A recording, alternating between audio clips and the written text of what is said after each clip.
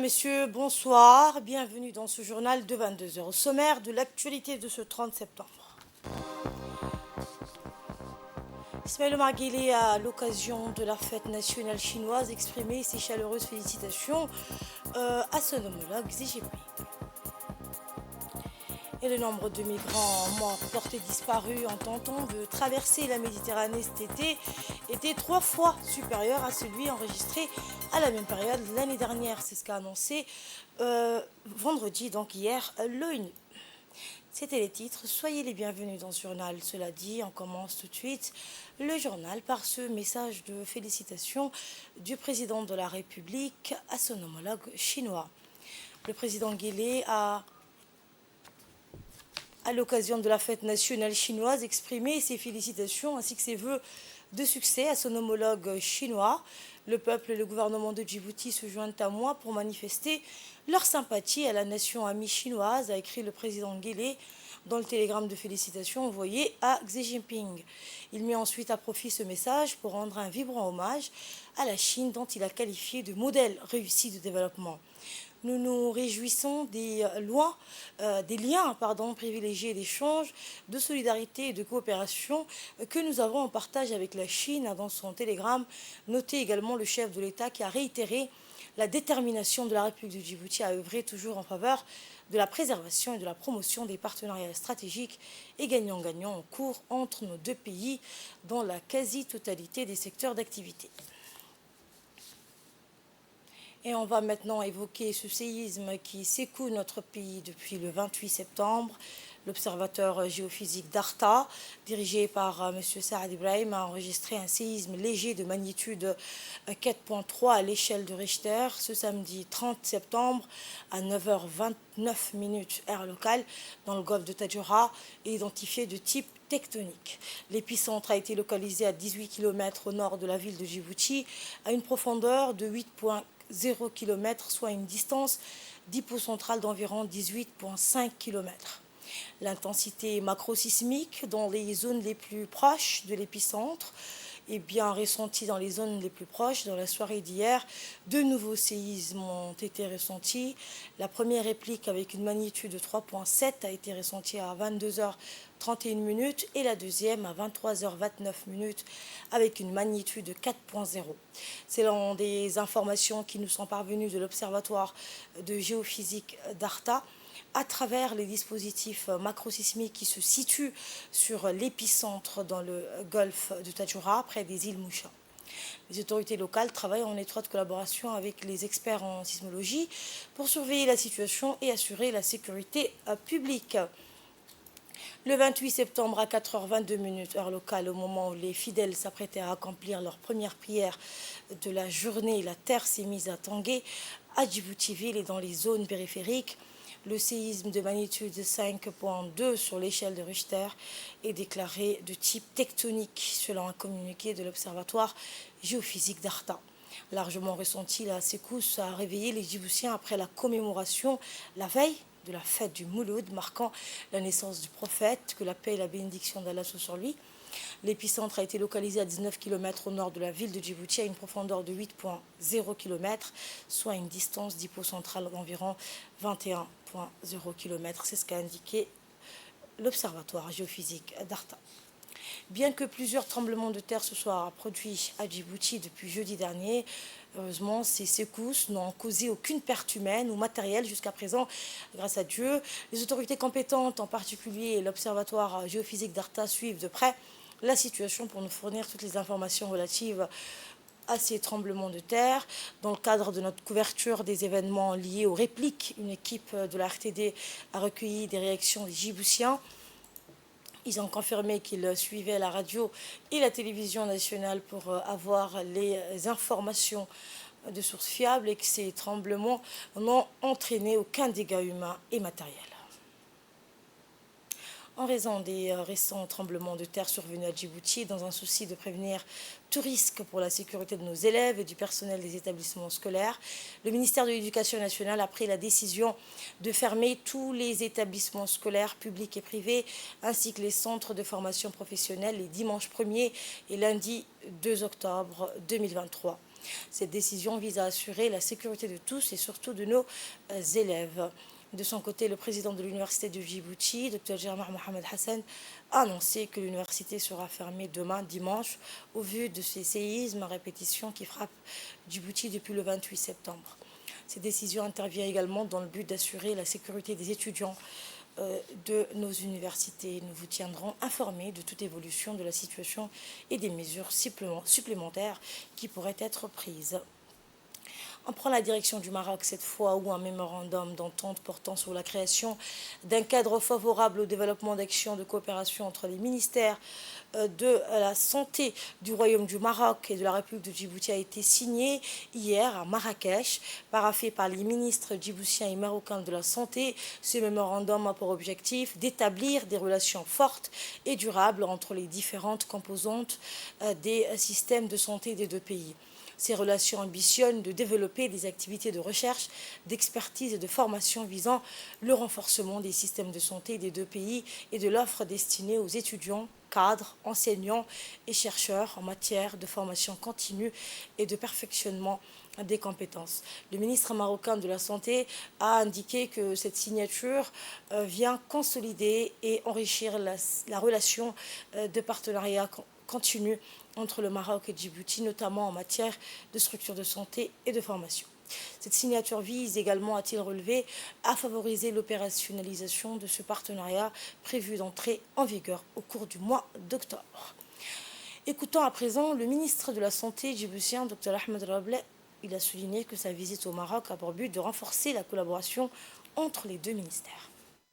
Je voudrais encore une fois remercier le ministère de la Santé du Royaume du Maroc et son Excellence, Monsieur le ministre de la Santé du Maroc. Et je me félicite et je suis très heureux de la signature de cette convention qui lie désormais entre le ministère de la Santé de nos deux pays. Alors, le contenu de cette convention... il s'agit surtout de faire un jumelage et un lien entre le CHU de Rabat et le CHU de Djibouti. C'est un partenariat technique de formation des médecins généralistes, des médecins spécialistes, des paramédicaux, de formation donc continue, mais également des échanges d'expériences entre les experts marocains et leurs partenaires djiboutiens. Au Kenya, à présent, où les ministres des pays membres de l'IGAD en charge de la jeunesse ont tenu leur première conférence sur la jeunesse, le 27 septembre à Nairobi, sous la présidence de la ministre djiboutienne de la jeunesse et présidente du Conseil, Dr Hibo Mohamed Assoué. Suite à cette conférence, 3 déclarations ont été prononcées, à savoir l'adoption du cadre politique de la jeunesse de l'IGAD, l'approbation des recommandations de la réunion d'experts techniques et l'engagement à accélérer la mise en œuvre de ces recommandations, et enfin l'établissement des experts techniques et des comités ministériels de l'IGAD sur la jeunesse comme plateforme pour superviser les progrès de la mise en œuvre du cadre politique de la jeunesse de l'IGAD. La ministre de la Jeunesse et de la Culture, Dr Hibo Mohamed Assoué, a dans son intervention souligné que les jeunes représentent 60% des États membres de l'autorité intergouvernementale pour le développement, ce qui nécessite de créer une atmosphère favorable pour qu'ils soient des éléments actifs contribuant à la construction de la société. La ministre a remercié les ministres participant à la conférence, soulignant la nécessité d'aller de l'avant dans ce processus pour répondre aux aspirations des jeunes. Retour à Djibouti, le projet Appui aux jardins maraîchers et fourragers pour générer des revenus de 60 femmes de Calaf, et le projet Développement des activités rurales économiques résilientes et fondées sur la préservation des ressources naturelles ont été lancés officiellement à Tadjoura. La cérémonie a vu la participation du préfet de la région et du président du conseil régional de Tadjoura. Cette initiative s'inscrit dans le cadre du projet Participation de la société civile à la gouvernance et au développement local à Djibouti, mis en œuvre par l'Association internationale des maires francophones avec le financement de l'Union européenne. Écoutez le coordinateur du projet Appui aux jardins maraîchers et fourragers pour générer de revenus de 60 femmes de Calaf, Flavien Sassé, pour plus de précision. Savoir où est-ce que nous en sommes. La question sur les bénéficiaires, sur les activités en cours, Parce que là, on est au bout d'un processus. Le processus a commencé, on est passé dans cette salle, on a présenté les lignes directrices. Il y a eu des projets qui sont présentés et qui ont été sélectionnés. Et il n'y a pas longtemps, à l'hôtel Sheraton, on a procédé au lancement, à la signature des différentes conventions. La procédure administrative a continué et c'est le temps où les activités ont démarré au niveau des différents projets sélectionnés. Donc la présence, c'est déjà de savoir comment ça a démarré et on a bien commencé. Le président du conseil régional et le préfet de la ville de Tadjoura ont tour à tour prononcé des discours lors de cette réunion. On les écoute. Et si on veut développer la région, il faut qu'on puisse taper dans toutes les portes. Il n'y a pas que l'État, il n'y a pas que les bailleurs, il n'y a pas que le conseil régional. Il y a aussi d'autres partenaires avec lesquels nous pouvons travailler. La NCLD, elle est partenaire avec l'IMF. On a déjà mobilisé beaucoup d'argent depuis que nous sommes un peu ici. Et vous avez certainement vu la somme. Contrairement à certains bailleurs, elle est importante. Mais pour ce qui concerne les projets qui sont présentés, et nous attendons des résultats pour que aussi notre partenaire bailleur puisse aussi nous financer dans la suite. Il a eu l'idée de promouvoir cette activité pour pouvoir apporter à cette population concernée des travaux qui puissent être bénéfiques à leur profit. Les contraintes majeures, c'est l'eau. Après l'eau, il y a l'effort des uns et des autres. Les bénéficiaires doivent prendre ses responsabilités pour qu'ils puissent en tirer profit de ces activités. La région a entamé à ce qu'il y ait des plantations dans la région de 400 000 arbres dans l'ensemble de la région de Tadjoura. Nous vous prions de nous accompagner pour que ce projet puisse réussir et que pour pouvoir aussi lutter contre la désertification. Souci à la présent en réponse aux intempéries dévastatrices qui ont frappé la ville de Yoboki, le ministère des Affaires sociales et des Solidarités poursuit son action vers les familles sinistrées. Dans la continuité de la réponse aux intempéries, le ministère des Affaires sociales et des Solidarités a mobilisé une aide d'urgence en collaboration avec le système des Nations Unies. Cette initiative a abouti à la livraison par l'OIM de 100 tentes destinées à quelques 79 familles qui ont perdu leurs habitations lors de ces intempéries. Le directeur des Affaires sociales, Mohamed Awal Miguel, accompagné du coordinateur résident des Nations Unies, José Barahona, se sont rendus hier pour superviser cette aide complémentaire. Ces démarches démontrent l'engagement continu du gouvernement envers la population sinistrée et représentent un pas de plus vers le relèvement de la ville de Yoboki. Pour répondre à un appel de la préfecture de Dikil, de collègues du ministère des Affaires sociales, de MAS, pour aider la communauté qui ont perdu ses couvertures et ses abris avec un orage qui a eu quelques jours, quelques semaines.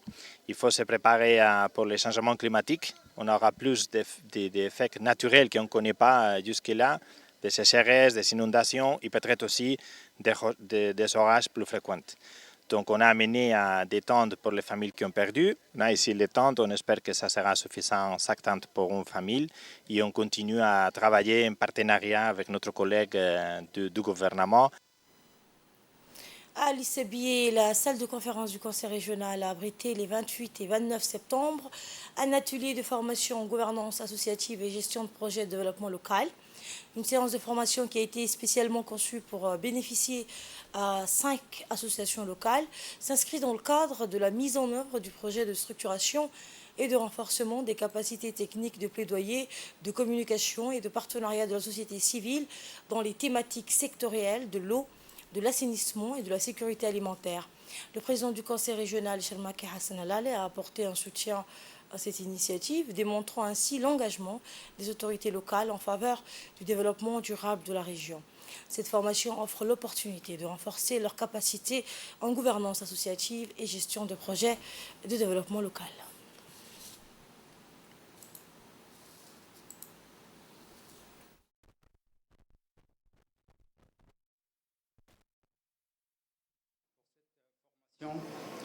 De 2 jours qui fait partie du projet de structuration et de renforcement des capacités pour la création d'un forum des associations et ONG djiboutiennes pour le développement à Djibouti, financé par le gouvernement de Djibouti à travers le ministère des Finances et de l'Économie, avec le budget de coopération de l'Union européenne et mise en œuvre par l'association PLA et l'Institut IRICA.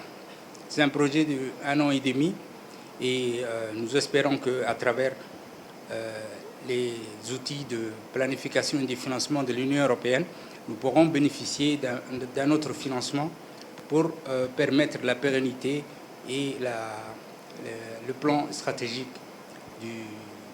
du forum que nous avons créé en mai dernier. Écoutons à présent un extrait de l'intervention du préfet de la ville d'Ali Sabié, Abdelmalik Mohamed Benouita. Cette chance aujourd'hui de participer à cette formation qui consiste certainement dans la structuration, dans le renforcement des capacités, dans la manière de communiquer.